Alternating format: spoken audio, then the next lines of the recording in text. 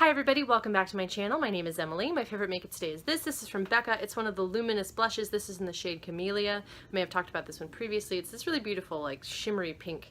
I really enjoyed using this blush. I was using a Tarte blush to try to use it up as part of my project pan, and I was so sick of it that I was so excited to come home and use different blushes. So I have actually been favoring this almost every day, but I do need to go back to my project pan and continue working on that.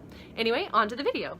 And for today's video, we're going to be taking a look at this and doing a look with the Kat Von D 10th Anniversary palette. So this palette looks like this on the inside. It's a little tough to open. It's got a huge mirror though. It's a beautiful rainbow palette, and I'm very drawn to beautiful rainbow palettes. So I was looking at this. This was $52. It was a little more money than I was really wanting to spend. However, I will say the packaging is very sturdy, and it also closes completely as opposed to some of the previous palettes of hers, which just sort of magnet shut. This actually clicks closed. I think that the art is very pretty on this, though it's got a sort of a weird texture. I'm not positive, like if I might scuff this and damage it, because it doesn't look like the picture part with the drawing is made. It's not made out of the same kind of, you know, shiny plastic as the rest of the case. So this may scratch off for all I know. So I can already see I've damaged it slightly just having it out of the box, you know, a few days. In general, with playing with these shadows, the only shade I think is a complete waste of time is this bottom one here, which is called Melanie. Like most of the lighter colors in the Kat Von D eyeshadows, this doesn't show up on my skin at all. It's sort of like bone if you look at that in the Metal Matte palette, and there's another analogous one in some of the other palettes too. Whatever that lightest sort of like pale brow bone shade is, it almost never shows up on my skin, and I'm fairly pale, so I'm sure hopefully it looks better on people with darker skin tones, but it doesn't show up, and I never use that color. There will be a second video where I just devote completely to swatches and talking about duplicates or near duplicates in the Kat Von D collection that I already own, as well as some stuff from other brands that I felt were very similar and should be, you know, noted. What I'm going to do today is I'm just going to do a look with these shadows because there's plenty of colors to pick from, and I'm probably going to do a couple of looks over some subsequent days. So starting off, I'm thinking that I'm probably going to take one of these more neutral colors to sort of go across my lid because that tends to be how I do things.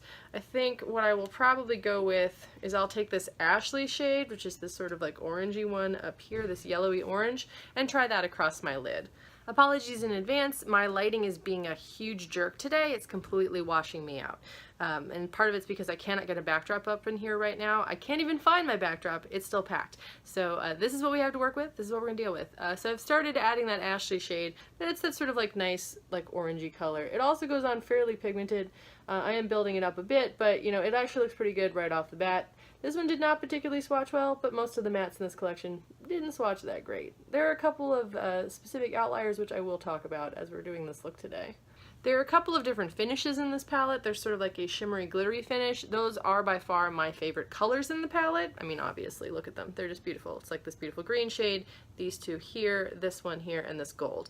They're my favorite shadows. I will say that like this really deep blue is also very nice, but there is an almost exact duplicate for that in the Metal Matte palette, so that one's not super exciting as far as I'm concerned. I think the mattes in this palette are fine. They're fine. They're like most Kat Von D mattes. They're pretty good, and you can layer them and they look okay. It's the different finishes that are really the showstoppers here. What I really want to use today is I want to use this green shade in the corner, and that is the shade Leafer. I don't know this person, so I don't know how to pronounce it. So all of the colors in this palette are named after muses of Kat Von D's. But that green is a beautiful green, and I have no duplicates for it in my collection whatsoever. So it is one of my very favorite shades in this palette for that reason. So I want to find a reason to use it, but I think I'm going to need a little bit more color in order to build up for that. I think what I'm going to do next, I'm going to take this Malice shade, and I'm sort of going to blend that across the lid. I want to find a place to use that Leafer shade. I'm going to call it Leafer because, you know, it looks like a green leaf.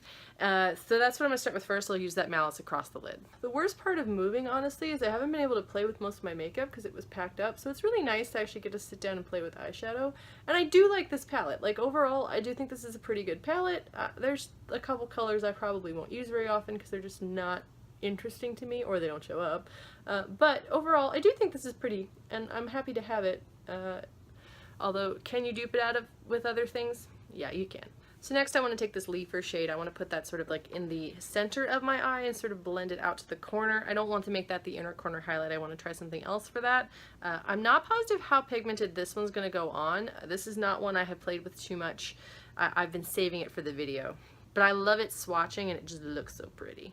I don't think it is as exciting with a brush as it would be with my fingers, so I am going to tap a little on with my finger now. Now I'm not really getting any fallout with the shades. The only fallout I actually have is because whenever I touch my finger to my face, I tend to put it somewhere else by accident. So I did accidentally touch underneath my eye as well and got a little green there, but there's no fallout actually coming off from the brushes. And last, I'm going to take a touch of this Gold Egypt shade just to put in the inner corner highlight, but just not very much, just a tiny little bit. I just want to lighten up that corner a little. Normally I would go for more of a champagne-y inner corner highlight, but since that's not really an option here, I thought I would use the gold because I could blend it into that orange base shade because I find that always looks nice.